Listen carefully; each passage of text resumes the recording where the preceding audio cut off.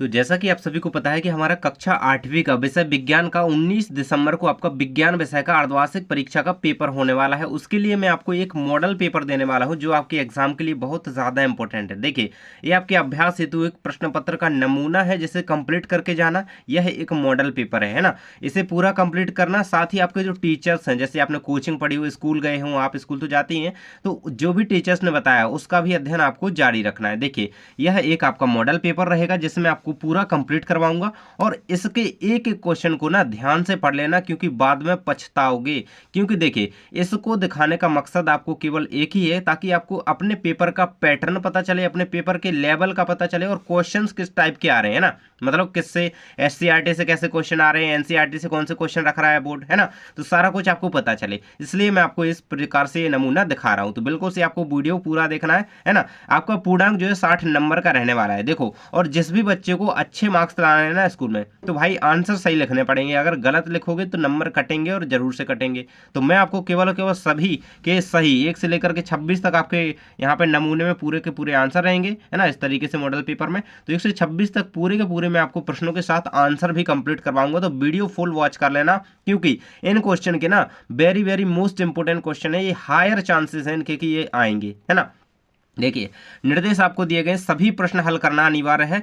और दूसरा दिया है, यह केवल अभ्यास हेतु एक नमूना प्रश्न पत्र है ना, तो ये आपको ध्यान रखना है। चलिए, आपका आ जाता है यहाँ पे अगले क्वेश्चन। देखिए, यहाँ से हमारे क्वेश्चन जो है स्टार्ट हो जाते हैं। सबसे पहला आपका दिया गया है बहुविकल्पीय रूप में क्वेश्चन। देखिए, वही आपका सब कुछ रहने वाला, 2.5 घंटे का आपको वही समय मिलेगा और पूर्णांक आपका 60 नंबर है। और जिस भी बच्चे को भैया अच्छे नंबर चाहिए तो वीडियो पूरा एक बार देख लेना। मैं बार बार कह रहा हूँ कि वीडियो देखना, क्योंकि क्वेश्चन आपके कवर होंगे। देखिए, सबसे पहले निर्देश आपके दिए गए, प्रत्येक प्रश्न के लिए 4 विकल्प दिए गए हैं। सही विकल्प चुनकर अपनी उत्तर पुस्तिका में लिखिए। आपको जो अच्छी आंसर शीट मिलती है ना, उसमें आप किस तरीके से भैया आंसर लिखोगे, मैं आपको बताऊंगा कि कैसे लिखना है, ताकि एक एक नंबर आपका मिले, आपको एक एक नंबर मिले, बिल्कुल भी नंबर नहीं कटे, है ना। एक एक नंबर के हमारे यहाँ से क्वेश्चन स्टार्ट हो जाते हैं, देख सकते हैं आप, है ना। देखिए, फर्स्ट नंबर का क्वेश्चन आपका दिया गया, अक्षय प्राकृतिक संसाधन। अक्षय का मतलब क्या होता है भैया? अक्षय मतलब होता है, मतलब कह लो अनलिमिटेड एक तरीके से, है ना, जो खत्म नहीं होता। क्या? खनिज। खनिज तो भाई खत्म हो जाएंगे। सूर्य का प्रकाश, हाँ यार, यही अनलिमिटेड चीज है, इसके लिए आपको ना पैसे देना है, और एक प्रकार से प्राकृतिक भी है।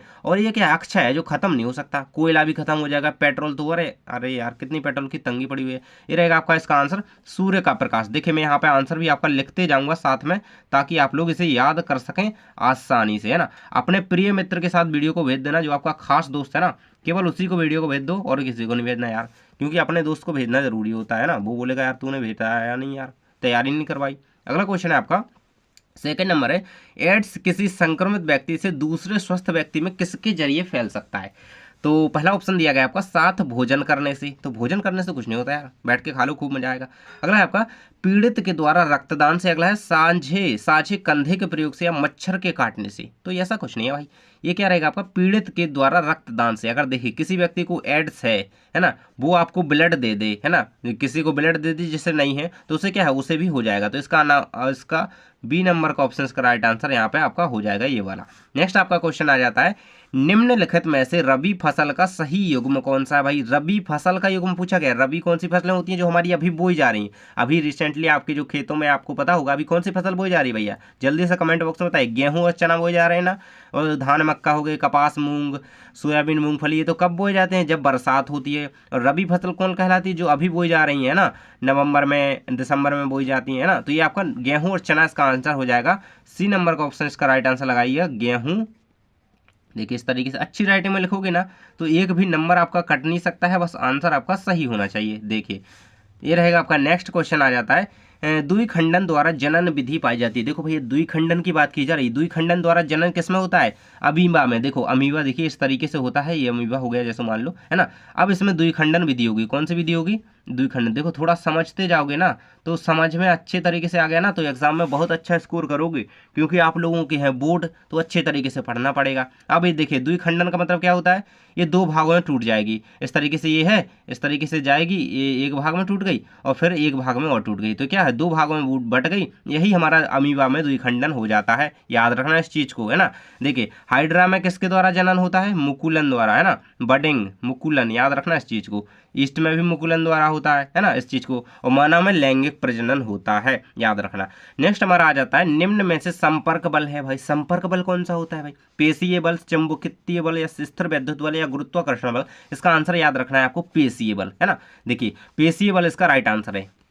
आगे देख लेते हैं, आपके रिक्त स्थान आ जाते हैं भैया। चैनल को सब्सक्राइब नहीं कराया ना आप लोगों ने, कर लो यार, क्योंकि आपकी हेल्प ना, बोर्ड एग्जाम का टाइम टेबल आ चुका है, पता है आपको, बोर्ड का टाइम टेबल आ चुका है, मैं आपकी हेल्प करूंगा पूरी पूरी, है ना, तैयारी करवाऊंगा, तो सब्सक्राइब कर लो। देखिए रिक्त स्थान 6 से 10 तक दिए गए हैं, 1-1 मार्क्स के क्वेश्चन रहने वाले हैं, देख सकते हैं। और 6 नंबर का क्वेश्चन आपका कहता है कि जून से सितंबर माह तक खाली स्थान फसल की बुआई की जाती है। तो आप सभी को पता होगा कि खरीफ की फसल, अभी मैंने बताया यहाँ पे, ये धान मक्का की अभी जो रबी की हो रही है, अब ये खरीफ की भाई, तो खरीफ की जून माह में होती है, जब बरसात के टाइम पे, अभी मैंने कहा था ना, खरीफ यहाँ पे उत्तर में लिख देना है इस तरीके से, बढ़िया अच्छी राइटिंग लिखना है यार मेरे दोस्त। अगला है आपका डेंगू के वायरस का वाहक खालिस्तान मच्छर है, तो कौन सा, मादा डेंगू का पूछा गया, सॉरी, यहाँ वो उस और किसी का होता है, एडीज मच्छर है इसका, क्या है, एडीज, है ना, वाहक एडीज मच्छर, इसका आंसर आपको क्या रखना है, एडीज।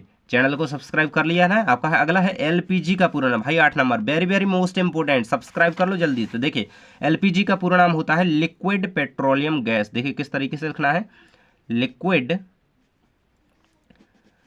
पेट्रोलियम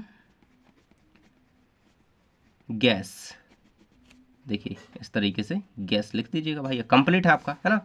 एलपीजी इसे कहते हैं, इस तरीके से एलपीजी इसका जो है शॉर्ट फॉर्म होता है, इसको याद रखना। नेक्स्ट हमारा अलैंगिक जनन में केवल खालिस्तान जनक शामिल होता है, तो क्या अलैंगिक में केवल एक जनक शामिल होता है, कौन, एक जनक। इसका आंसर इस तरीके से आप एक भी लिख सकते हो, है ना। तो यहाँ पर होता है हमारे 9 तक कंप्लीट। चलिए आगे के क्वेश्चन आपको दिखा देता हूँ, उससे पहले चैनल को सब्सक्राइब जरूर से कर लेना। देखिए 10 नंबर का प्रश्न कहता है किसी वस्तु पर लगने वाले धक्के या खिंचाव को क्या कहते हैं भाई, सभी को पता है, बल कहते हैं, है ना।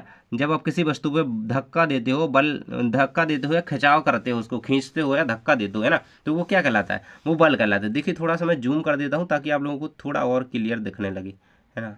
अब नहीं, थोड़ा कम करना पड़ेगा यार, ठीक नहीं दिखेगा नहीं तो, अरे यार थोड़ा रुकिएगा, है ना। अब ठीक दिख रहा है ना, देखिए इतने में क्लियर है आपको, है ना। अति लघुत्तरीय प्रश्न आ जाते हैं आपके 2-2 मार्क्स के, है ना, 2-2 नंबर के आपके यहाँ पे क्या आ जाते हैं, अति लघुत्तरीय प्रश्न 11 से 16 तक। देखिए एक एक के उत्तर याद कर लेना बच्चों। देखिए 11 नंबर का प्रश्न है आपका, खरपतवार से आप क्या समझते हैं, ये फसलों को किस प्रकार से हानि पहुंचाते हैं। खरपतवार भाई, जो हम फसल बोते हैं उसमें और जो कई सारे ऐसे जो पौधे उगाते हैं जो काम के ही नहीं है ना।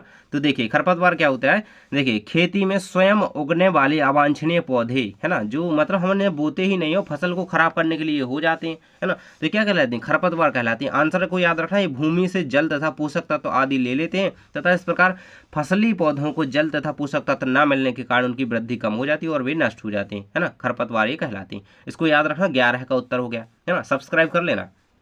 देखिए अगला क्वेश्चन आपका आ जाता है यहाँ पे 12 नंबर का है, जंतुओं तथा पौधों में सूक्ष्म जीवों द्वारा होने वाली 2-2 रोगों के नाम लिखिए, है ना, 2-2 रोगों के नाम लिखना है, 2 नंबर में क्वेश्चन है भैया, है ना। देखिए तो जंतुओं और पौधों की बात की जा रही है, इसका आंसर आपका ये रहेगा भैया, देखिए दिख रहा है ना, ठीक थे। 12 नंबर के प्रश्न का उत्तर रहेगा सूक्ष्म जीवों द्वारा जंतुओं में होने वाले रोग कौन से हैं, टाइफाइड हो गया, पोलियो, ये कैसे होते हैं, सूक्ष्म जीवों द्वारा होते हैं, है ना। सूक्ष्म जीवों द्वारा पौधों में कौन से रोग होते हैं, नींबू कैंकर हो गया ना, नींबू के पेड़ में नींबू कैंकर रोग हो जाता है। भिंडी के पेड़ में क्या हो जाता है, भिंडी की पीत है, पीली पीली भिंडी पड़ जाती है जब सूक्ष्म जीवों का उसमें रोग पड़ जाता है ना। इस चीज को याद रखना। नेक्स्ट आ जाता है हमारा अगला क्वेश्चन, जीवाश्म ईंधन किसे कहते हैं भाई, जीवाश्म ईंधन क्या है, 2 नंबर में क्वेश्चन है। चैनल को सब्सक्राइब कर लो यार दादा, करते नहीं हो तुम लोग, वीडियो बस देख लेते हो, है ना, सब्सक्राइब कर लिया करो तो अगली वीडियो आपको तुरंत मिल जाया करेगी। देखिए वे प्राकृतिक संसाधन जो जीवित जीवों के मृत अवशेषों, है ना, मृत अवशेष, देखिए मतलब अवशेष जीवाश्म क्या कहलाते हैं, जो बचे हुए अवशेष है ना, पुराने अवशेष जीवाश्मों से बनते हैं ना, वे सभी जीवाश्म ईंधन कहलाते हैं। कोयला हो गया, प्राकृतिक गैस और पेट्रोलियम इसके उदाहरण है ना, याद रखना उदाहरण बहुत ज्यादा इंपॉर्टेंट होते हैं। कोयला, प्राकृतिक गैस, पेट्रोलियम, ये सारे क्या है, जीवाश्म के उदाहरण है।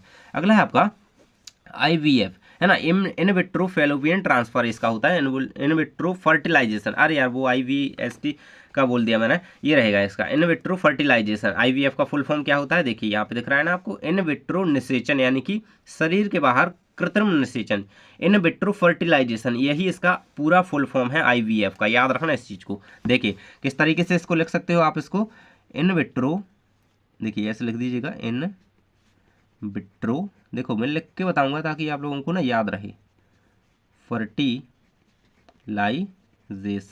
इस चीज़ को याद रखना बिल्कुल से, है ना, बड़ी बनने वाला क्वेश्चन है। अगला है आपका 15 नंबर क्वेश्चन है कि आसुत जल में विद्युत का चालन क्यों नहीं होता है, कारण लिखिए। भाई विद्युत का चालन आसुत जल में क्यों नहीं होता, मतलब करंट क्यों नहीं लगता आसुत जल में, तो देखो ये रहेगा आपका आंसर।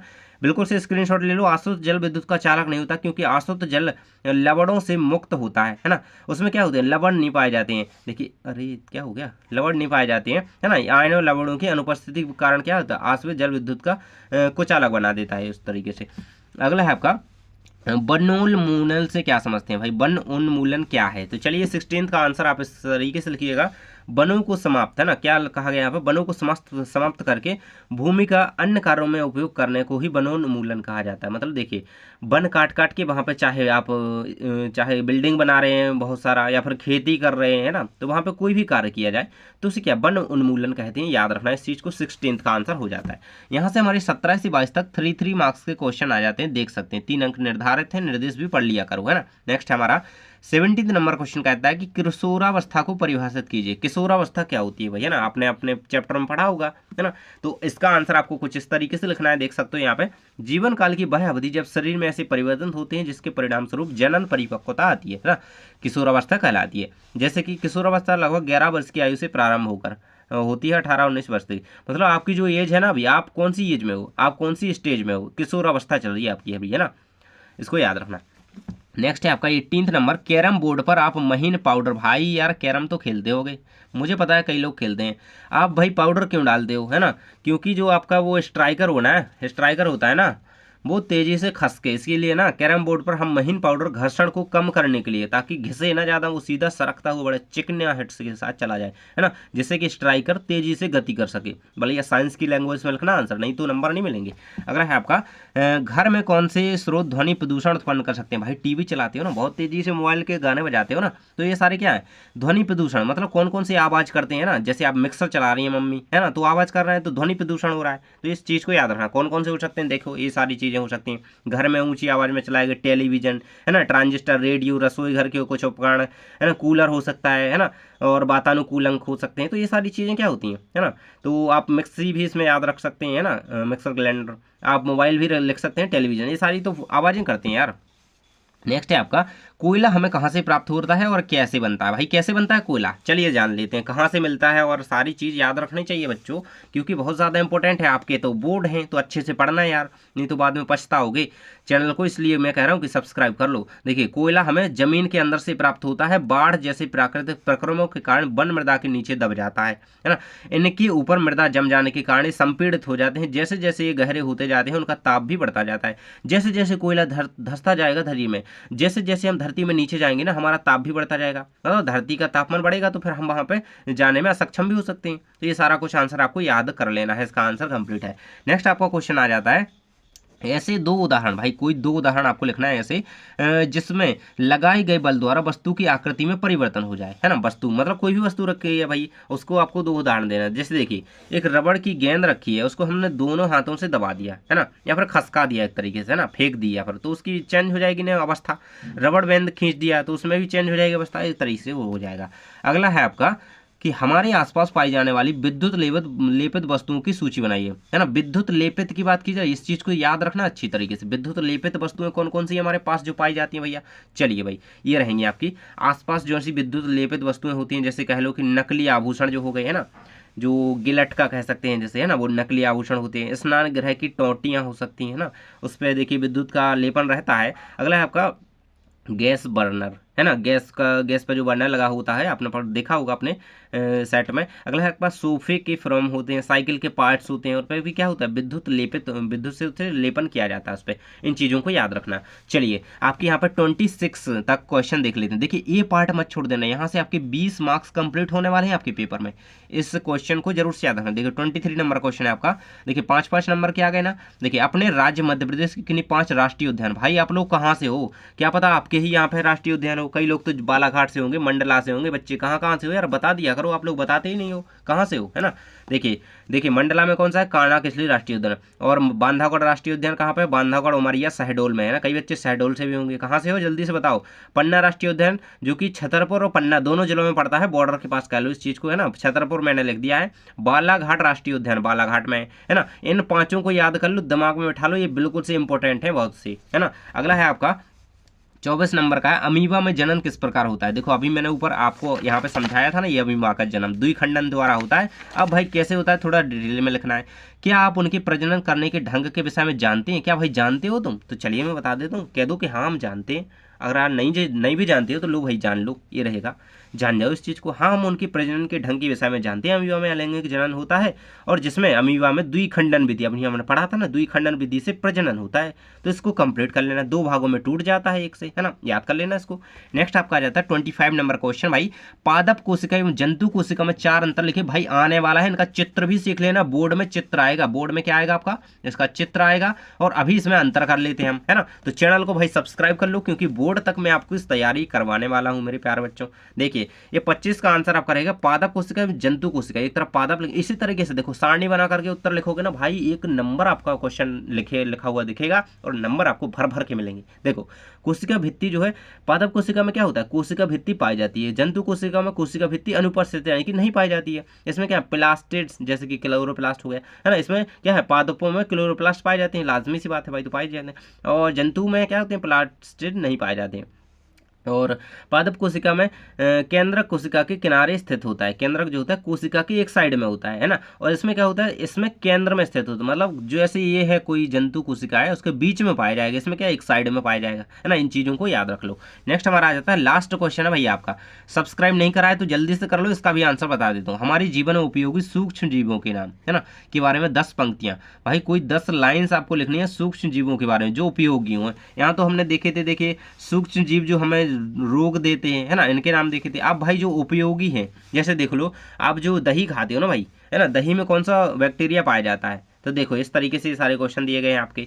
देखिए सूक्ष्म जीवों का उपयोग पर्यावरण को स्वच्छ रखने में भी किया जाता है, जीवाणुओं का उपयोग औषधि बनाने में भी किया जाता है, बिल्कुल सही बात कह रहा है। इनका उपयोग टीका बनाने में, टीका मतलब वैक्सीन, भाई जो कोरोना वैक्सीन लगी थी ना, उनमें भी कई सारे ऐसे सूक्ष्म जीव होते हैं, उनमें इनका यूज़ किया जा सकता है ना। ये कृषि में मृदा की उर्वरता में वृद्धि करते हैं, है ना। ये पौधों को रोगों से बचाने में सहायक होते हैं। ये सारे क्वेश्चन आप कंप्लीट कर लेना। ये पॉइंट आपके 10 दिए गए हैं, 5 तो याद कर ही लेना मेरे बच्चों, याद कर लेना। चलिए तो इस तरीके से मैंने आपके सारे क्वेश्चन 1 से लेकर के 26 तक के, है ना, पैटर्न के क्वेश्चन कंप्लीट करवा दिए हैं। इस मॉडल पेपर को कंप्लीट करके जाओ, काफी सारे क्वेश्चन इसमें से आने के हायर चांसेस हैं भैया, तो जा करके जाओ। थैंक्स फॉर वॉचिंग, मिलते हैं नेक्स्ट वीडियो में।